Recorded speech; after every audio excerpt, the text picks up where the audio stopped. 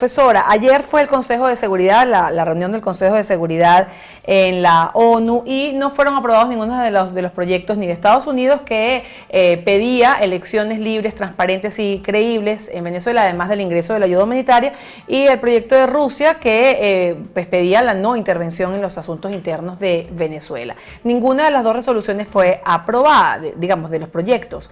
¿Por qué se da esto? Explíquenos cómo es el deber ser o lo que ocurre en el Consejo de Seguridad de la ONU para además no generarse expectativas que no son las correctas, ¿no? Sí, es importante porque, digamos, el manejo de los organismos internacionales y en particular en este caso del Consejo de Seguridad de las Naciones Unidas, no siempre es entendido el procedimiento allí del juego de poderes, que no es simplemente un juego de poder fáctico y un juego de poder político en el terreno, sino que es un juego de poder que quedó reflejado de manera jurídica en lo que es el sistema y procedimiento del propio Consejo de Seguridad.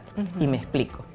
Cuando se habla del poder de veto que existe dentro del Consejo de Seguridad, se refiere a que para aprobar cualquier resolución, para aprobar cualquier acción dentro del Consejo de Seguridad, y hago el énfasis dentro del Consejo de Seguridad porque no es el mismo sistema de votación que tiene la Asamblea General, en el Consejo de Seguridad se requiere la aprobación de una mayoría en términos numéricos, vale decir, de 9 a 11 votos. Sin embargo, cuando son asuntos que escapan a ser procedimiento, como la aprobación del orden del día, o de discutir asuntos a lo mejor presupuestarios, o algunas otras cosas administrativas que son entendidas así dentro del Consejo de Seguridad, cuando son decisiones y acciones concretas que se traducen en una resolución, dentro de esos votos deben contar los votos afirmativos de los miembros permanentes del Consejo de Seguridad. Es decir, son 15 miembros, tú puedes tener 13 votos afirmativos y basta solo con que de los otros 2 votos haya uno en contra para que la resolución no pueda ser planteada. Pueden haber todas las abstenciones como práctica jurídica hoy en día dentro del Consejo de Seguridad no son entendidas como votos en contra. ¿Cómo son entendidas las abstenciones? Porque hubo 3 países que se abstuvieron, mejor dicho. Las abstenciones generalmente son entendidas, algunos lo señalan como popularmente se llama el guabineo, o una posición ambivalente, a una posición ambivalente, a una posición en la que, si bien desde el punto de vista sustantivo se puede estar de acuerdo con el contenido de un documento, hay puntos claves sobre los que no cede en propósitos, en principios, y basta con que tenga un punto clave sobre el cual no puede hacer reserva porque el documento debe ser aprobado en los términos en que fue propuesto, y entonces es entendido así. Pero no es considerado un voto en contra. ¿Bien? En otros... Pero tampoco a favor. Tampoco a favor, pero ese voto, esa abstención, en el caso del Consejo de Seguridad es significativa porque no es ejercer un poder de veto si la abstención es en caso de los miembros permanentes del Consejo de Seguridad. En este caso, dentro de los votos en contra, estuvo el voto de Rusia, que además era ampliamente conocido, la posición de Rusia. Bueno, de hecho tenía el proyecto antagónico, era un proyecto antagónico, y quizás si no es antagónico, por lo menos que era muy tímido y manipulador desde el punto de vista de la propuesta, en la cual prácticamente planteaba el tema de Venezuela como un problema de solución pacífica de controversias, un conflicto internacional, cuando ni siquiera el Consejo de Seguridad lo ha tratado como un tema de seguridad internacional. Creo que las discusiones que hubo, no solamente en el mes de enero, sino la que hubo apenas hace 3 días, justamente las posiciones encontradas en las que estaba era que desde América Latina se decía que era un tema que afectaba la seguridad regional, y desde el punto de vista de Rusia, China, etcétera, decía que era un problema local y que eso no tenía por qué haber sido llevado al Consejo de Seguridad. Por lo tanto, era bastante irrespetuoso que encima la propuesta del proyecto de resolución que presentaba Rusia, entonces hablaba de aplicar el capítulo 6 de la Carta de las Naciones Unidas, que básicamente se refiere a solución pacífica de controversia. Entonces, una solución pacífica de controversia frente a un conflicto que no es reconocido, eso sonaba como contradictorio. Pero hace ver también cuáles son las posiciones que se están manejando allí. Creo que hubo un manejo de expectativas en que si se contaba con los votos de una mayoría se podía aprobar una resolución. Y eso creo que es importante manejarlo para no generar expectativas contrarias, porque no es una votación que se hizo a espaldas. Toda la sesión del día miércoles fue abierta, del día martes, perdón. Y por lo tanto se podían ver las posiciones que estaban en la mesa, de quienes forman parte del Consejo de Seguridad y de quienes no forman parte del Consejo de Seguridad, pero que fueron a presentar su posición. Profesora, pero quiere decir entonces que esa resolución a favor de Venezuela, digamos, la resolución de Estados Unidos, nunca logrará pasar porque siempre va a encontrar con la pared de Rusia, por lo menos. Hasta ahora no podemos predecir que vaya a pasar, porque tendría que haber un cambio, porque tendría que haber un cambio en la posición de China y de Rusia de no votar en contra, sino a lo mejor abstenerse, lo cual significaría que podría haber otro tipo de negociación que escapa a lo que es el verbo y expresión y discurso que se hace en el Consejo de Seguridad y podría estar obedeciendo a otras negociaciones estratégicas entre Estados Unidos, Rusia y China. Y ya el hecho de que se abstenga y no sea que se vote en contra, ¿tampoco hace que pase la resolución? Sí, podría pasar. Ahí sí. Podría pasar.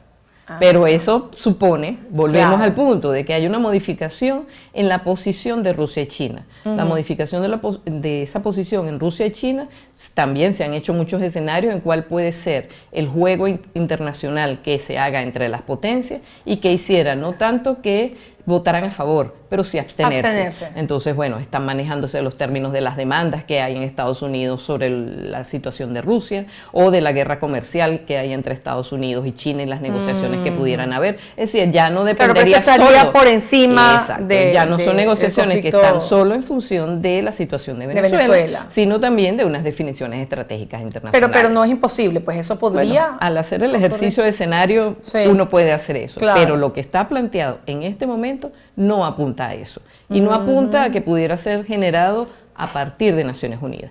Que haya otras negociaciones, que la posición de Estados Unidos haya cambiado, que también es alguna de las cosas que se manejan en todo digamos, escenario de Naciones Unidas. Algunos señalaban, bueno, pero Estados Unidos no mantuvo la misma posición férrea de no incluir la intervención militar. De hecho, no la incluyó. ¿No? De hecho, si uno ve el proyecto de resolución planteado por los Estados Unidos, es una posición intermedia, llamémoslo así, en la cual no se descartan todos los mecanismos pacíficos, pero todos apuntando a una agenda como lo que se plantea en la transición, reconocer el tema de los presos políticos, generar una plataforma que permita que haya un proceso electoral transparente, que haya un proceso electoral en la cual pueda haber una observación internacional para que el proceso sea garantías y que puedan participar todos en las mismas condiciones. De hecho, habla de la amnistía, de manera de que para algunos que abogan por las tesis que discursivamente maneja el señor Trump,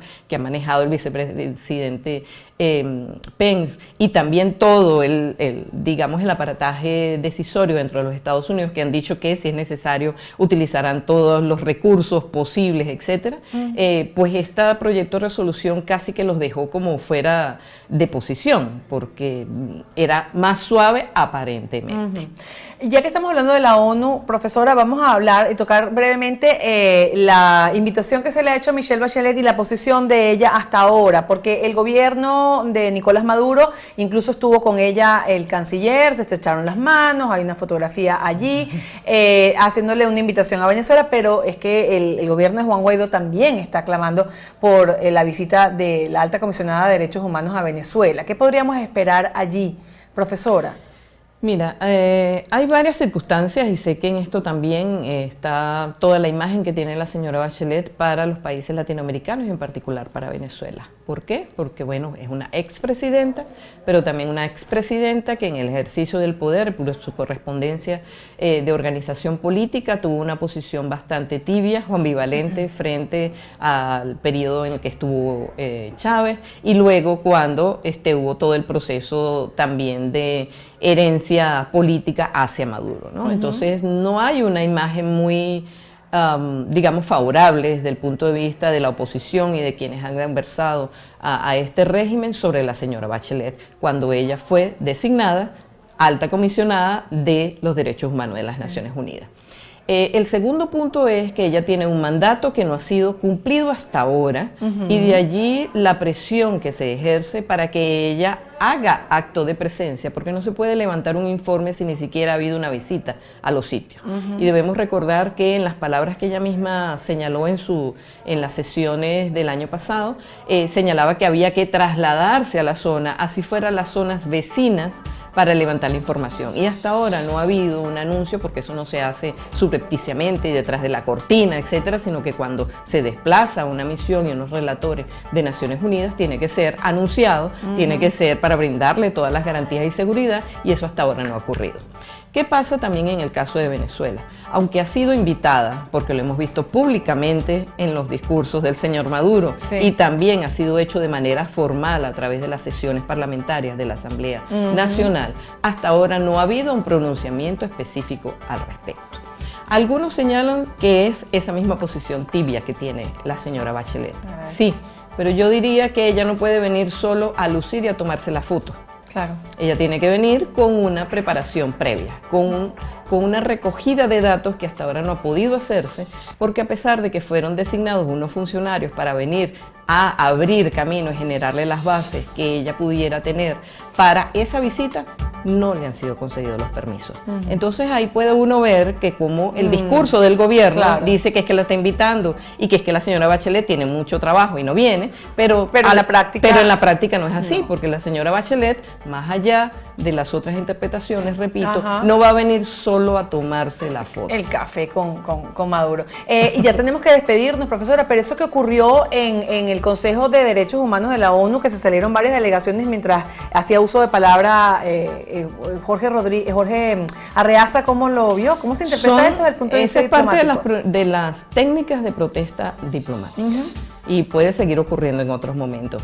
Veremos, no se le quiere dar mucho peso, pero es significativo y es importante, como cuando no hay digamos, un lleno de la Asamblea General, que ha ocurrido en otras oportunidades, que sencillamente te dejan a funcionarios de tercera cuando quien está hablando es un mandatario, y eso es significativo. Eso ocurre, son maneras de protestar, y creo que es evidente la acción que se está desarrollando en este organismo en particular, porque uno de los temas críticos para Venezuela en este momento es el tema de derechos humanos, y ya hay una calificación de emergencia humanitaria compleja por parte de ese Consejo que hasta ahora no se ha reflejado en la acción específica, que es la visita de la señora Bachelet. Bueno, veremos. Gracias, profesora, por haber venido, por su análisis. Mirna Jonis, internacionalista, profesora de la Universidad Central de Venezuela. Vamos a hacer la pausa que corresponde, volvemos enseguida con más.